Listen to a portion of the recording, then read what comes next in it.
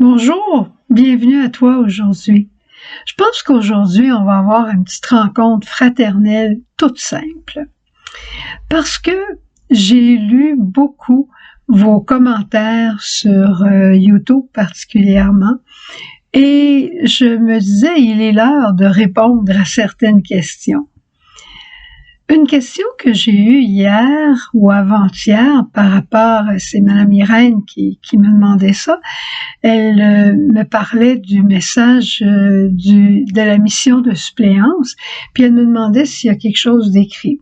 Ben, la réponse c'est oui, il y a quelque chose d'écrit et je vais vous en reparler plus profondément la semaine prochaine parce que je pense qu'on va essayer de voir comment on pourrait vivre un petit engagement ensemble pour être encore plus des missionnaires de suppléance.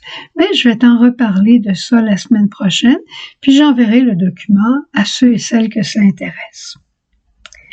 Aujourd'hui, dans la première lecture, on a l'histoire de l'eunuque. Un eunuque qui est un homme instruit, un homme de lettres, qui rencontre Philippe, qui est plein de l'Esprit Saint et qui connaît les Écritures.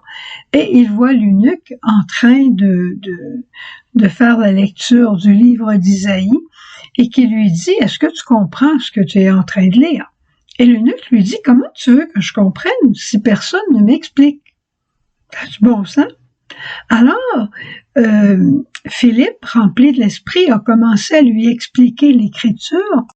Et voilà que l'eunuque, lui aussi, fut rempli de l'Esprit et il a demandé sur le champ le baptême et il a été baptisé.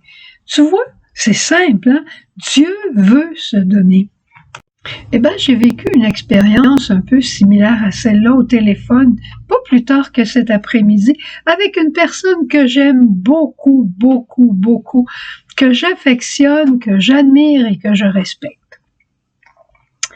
Cette personne a besoin de prière parce qu'il y a une intervention chirurgicale dans les prochains jours. Puis je lui ai parlé de l'onction des malades. Et ce n'était pas une situation facile pour elle d'essayer de se déplacer, elle se déplace moins librement maintenant, et de trouver un prêtre. Puis là, elle disait, voyons, moi je prie toute la journée, ça va faire pareil. Le bon Dieu m'aime, le bon Dieu comprend que je peux pas me déplacer. J'ai dit, oui, mais tu as besoin des sacrements, tu sais comment les sacrements sont essentiels, comment ils sont là pour nous aider. Tu le sais, ça, pourtant. Elle dit, oui, je le sais, mais...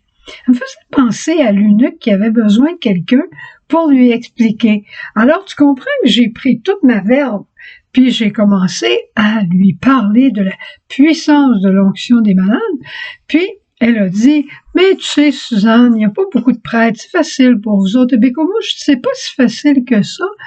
Puis c'est vrai qu'il n'y a pas beaucoup de prêtres, mais ceux qui sont là, il faut les rendre heureux en leur demandant les sacrements. Et elle dit, mais on n'en aura plus de prêtres. Voyons, on n'aura plus de prêtres. Qu'est-ce que tu dis là? Oui, on aura toujours des prêtres parce qu'on en aura peut-être moins ici, à ce moment ici. Mais comme un prêtre du Bénin de passage chez nous cette semaine nous disait, les séminaires regorgent de prêtres au Bénin. Peut-être que le Seigneur va nous envoyer des prêtres d'ailleurs, où il y en a beaucoup, mais l'Église ne manquera jamais de prêtres. Jésus Eucharistie, Jésus sacerdoce va toujours être avec nous pour pardonner nos fautes. Voyons donc. Puis là, on sentait sa foi qui reprenait vie. Puis elle me disait, tu sais, je suis seule à la maison. Puis j'ai dit, c'est en plein ça. On a besoin de se stimuler. On a besoin de se raconter notre foi. On a besoin, puis c'était une personne qui avait une foi tellement vivante, une foi tellement pleine d'enthousiasme.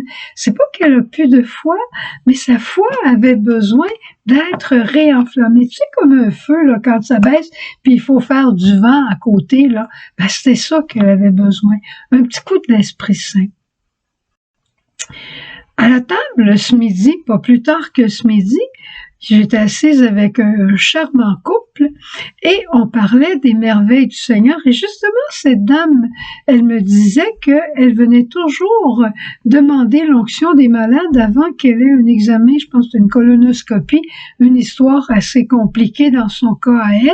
Puis elle dit, avant de passer cet examen qui a souvent été douloureux, j'ai appris à venir demander l'onction des malades et depuis que je reçois l'onction avant l'examen, ça va très bien.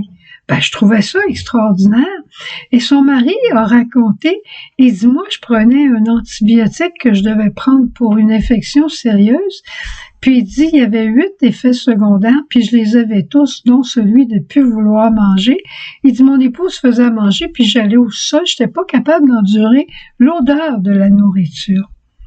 Puis là, il dit, j'ai raconté ça à quelqu'un, puis la personne, elle m'a dit, mais pourquoi tu bénis pas toi-même tes antibiotiques? Demande au Seigneur que ces antibiotiques-là, sous la puissance de la bénédiction que tu peux faire au nom de ton sacerdoce baptismal, que la puissance de la bénédiction enlève les effets secondaires.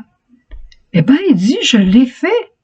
Puis il dit, à ma grande surprise, le lendemain, j'ai commencé à manger. À ma grande surprise, les effets secondaires sont disparus.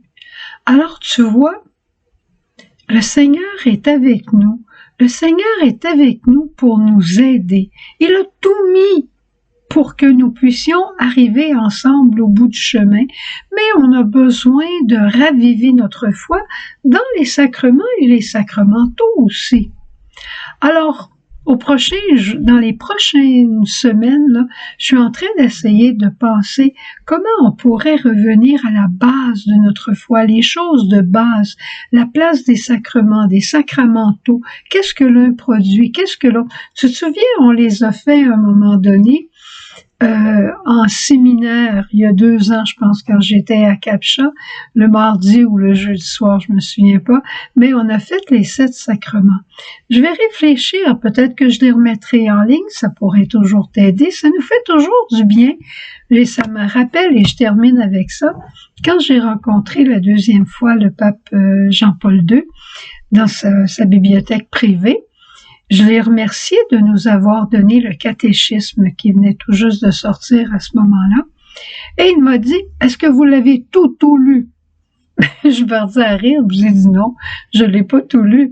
Il dit, il faut tout le lire, tout le lire. Vous m'entendez? Tout le lire. Je me suis dit, il est temps que je retourne à mon catéchisme, il est temps que nous retournions à la base de notre foi pour savoir ce que veut dire un acte de foi, un acte d'espérance, des actes anagogiques, des actes d'amour. Alors, sur ce, je te dis bonjour parce que ça fait déjà un petit bout de temps qu'on est en train de se parler, mais je te reviendrai, je te promets, la semaine prochaine, et avec la mission de suppléance, et avec notre plan d'action pour raviver notre foi, particulièrement dans les sacrements et les sacramentaux. Au revoir, à demain. Jésus.